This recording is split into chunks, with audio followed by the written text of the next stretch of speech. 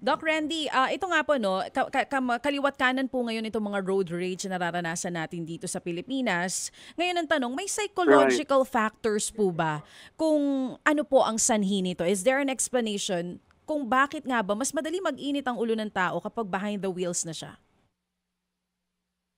Oh, okay.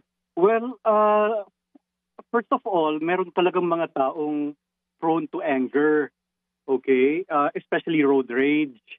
So these are people na when they get into the car, they feel that meron silang, sense of ownership sa space around their car. And kung sakaling may mag-cut or mag-overtake or mabusinahan sila, then they feel na yung personal space nila ay nababiolate. Okay?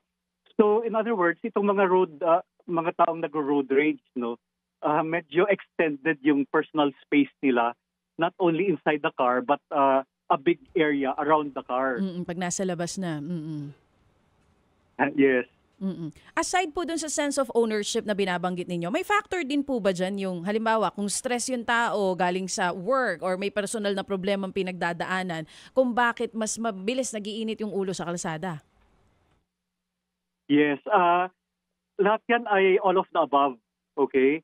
For example, kung nai-stress sa trabaho o sa pamilya, kahit nga financial pressure, di ba? Basta stress, mental, emotional, physical stress, or else may mga drivers na gutom, di ba? Kahit yun ay nagpapairita. Or, yun nga, meron silang mga emotions katulad ng frustration or na-hurt or they feel disrespected. Then ito yung mga factors para magalit sila. Dito po sa kaso ng Boso-Boso incident na ang sinasabi po sa mga balita even doon sa police report na maaring posibleng ang dahilan nga po ay yung traffic yung nag-trigger or yung gitgitan and all that. Meron po bang nangyayari sa utak nating mga tao sa mga ganong klase ng sitwasyon halimbawa kung bakit yung response minsan nag-iiba?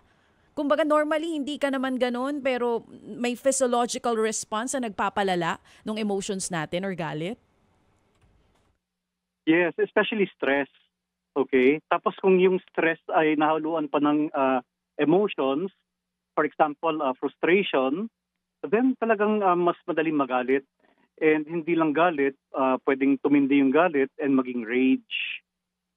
Okay? So sabi ko nga, it's all of the above eh. Kung ano yung maisip nating pwedeng factors, nagko-compile yan, nagpapatong-patong para mas madaling magalit ng matindi.